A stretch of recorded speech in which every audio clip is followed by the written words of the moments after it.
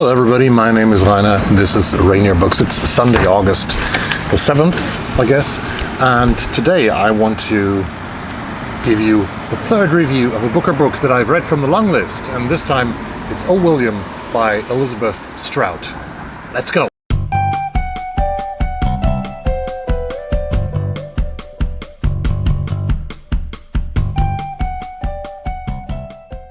Elizabeth Strout was born in Maine, in Portland, Maine, in 1956.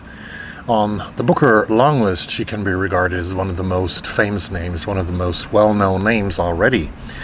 Her first novel, Amy and Isabelle, was published in 1998, when she was 42 years old. Amy is Isabelle's daughter, and in this novel we see for the first time, the first novel of Elizabeth Strout, a mother-daughter relationship, something that she has returned to frequently in her career. In 2008, Elizabeth Strout published her novel Olive Kitteridge, and this was a huge success. 1 million copies were sold of this book. She won the Pulitzer Prize in 2009. Olive Kitteridge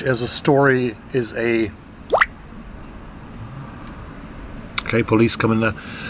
Olive Kitteridge is a book with 13 short stories that are intertwined, that deal with the character of Olive Kitteridge and different things that she experiences in her life.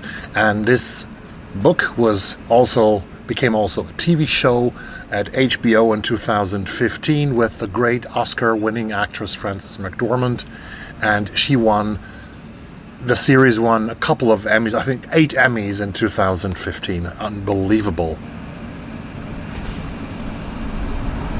2 police cars down there. I mean, things are happening here. Okay, let's go.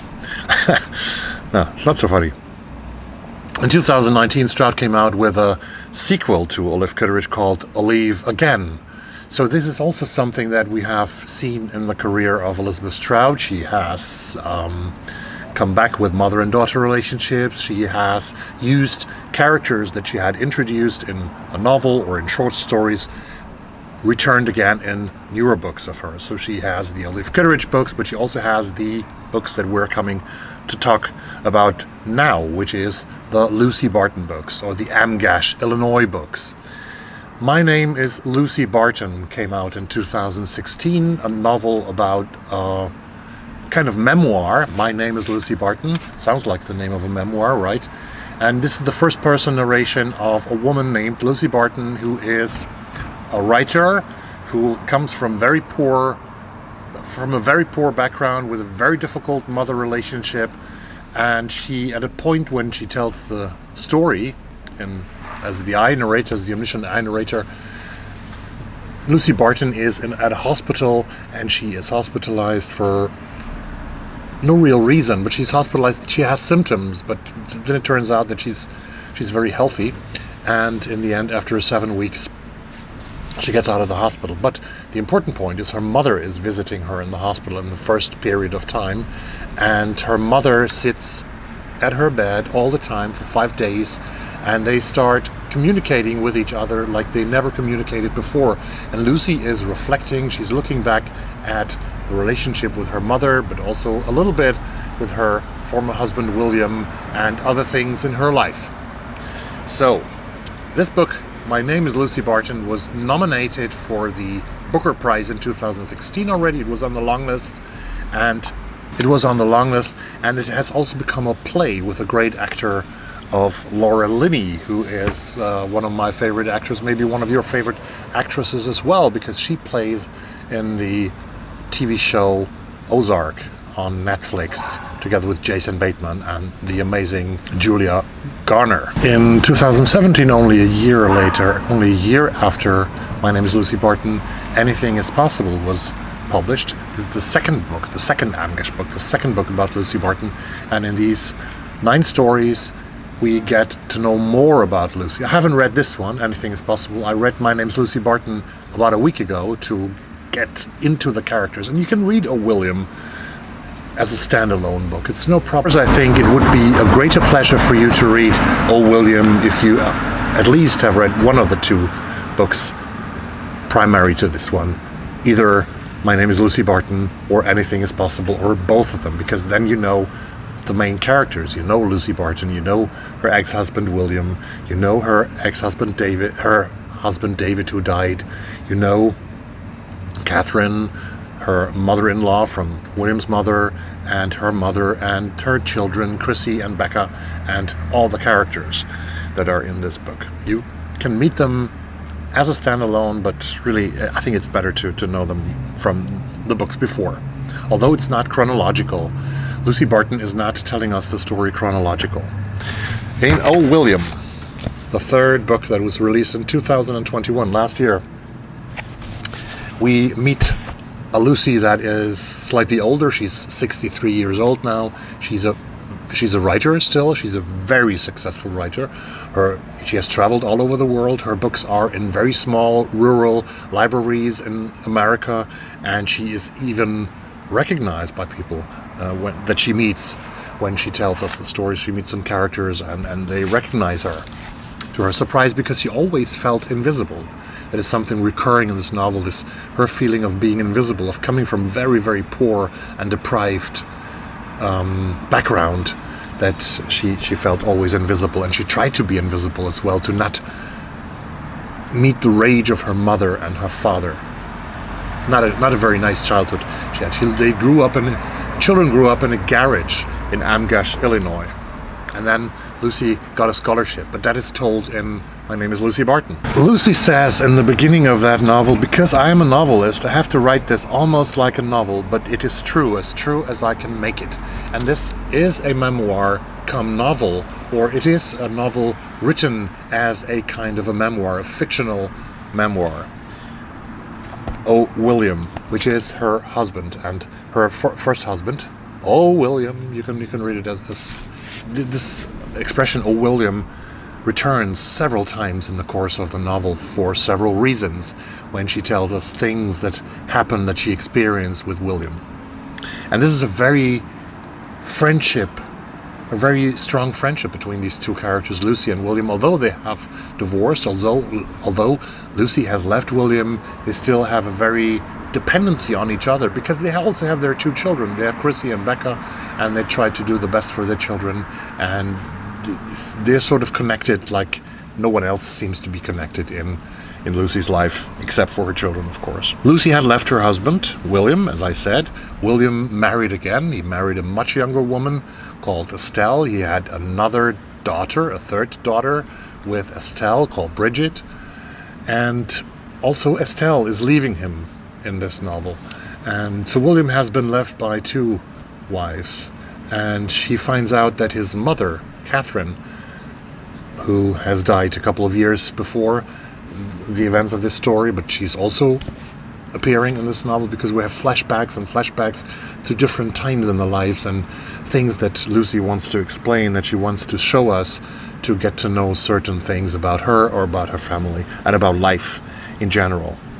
So William finds out that Catherine has had a daughter before William was born by a different father, and that William was never told anything about his half-sister. He finds it out on a genealogy website, and together with Lucy, he's traveling to Maine in this book, which takes quite a big part of this book, this trip to Maine, where they try to see the half-sister, and I won't tell you what happens there, because you have to read it by yourself, of course. They embark on a great trip to Maine. Anyways, we learn in this novel, and also in My Name is Lucy Barton, that nothing is ever over, that things that have happened to you in the past, that they come back to you.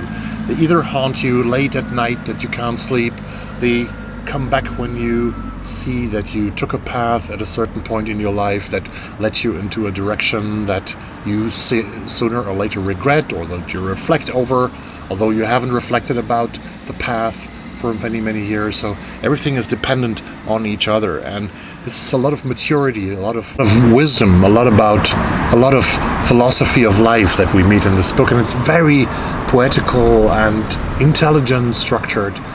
Lucy tells us the things that she wants to tell us, and she tells us the things when she wants to tell them. So I imagine that Elizabeth Strout must have had an enormous amount of notes that she sort of had on her wall probably, and that she put together all these things that when do I reveal what to my reader.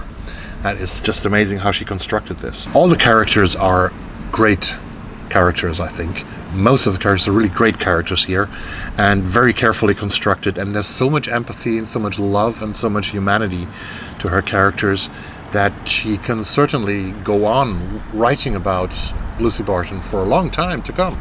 Maybe there will be one more or two more books about Lucy Barton. The reader will find so much deep thoughts about time, about relationships, about marriage, about lovers, but also about parents and kids and their relationships that are general and common for the human condition. I just found one of the many deeply life philosophical parts of the book.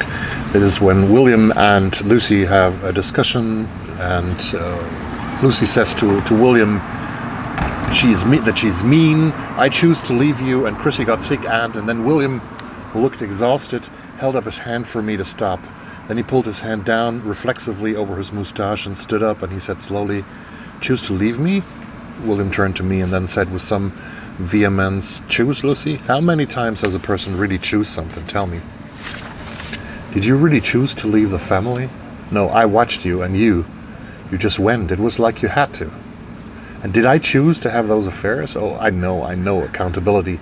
I went to a therapist just in case you think I didn't. I kept seeing that woman that Joanne and I went on my own for a while, and she talked to me about accountability. But I have thought about this, Lucy. I have thought about this a lot, and I would like to know, I really would like to, when does a person actually choose anything? You tell me. He chose because of his libido. He chose to have affairs with other women. He actually chose that. But there's so much discussion and reflection and reveal in this novel about the characters and about life in general that it's really a pleasure to read. Very intelligent, structured. Great read. O. William by Elizabeth Strout. It is, of the three books that I've read now, Nightcrawling, Small Things Like These, and O. William, not my favorite. It still is Nightcrawling, I have to say that. But it is definitely worthwhile reading, so get a copy of William wherever your independent bookstore is, and happy reading. Thanks very much for watching this video. I'll see you soon with the next Booker book, but also with other videos to come, because right now I'm out of Booker books. I'm waiting for Booker books to come to me from the library and from a bookshop. 3 more to go. I want to read 6 of the 13, and I give you single reviews for each and every one I read. Thanks very much. Subscribe to the channel, comment down below. See you soon. Bye-bye.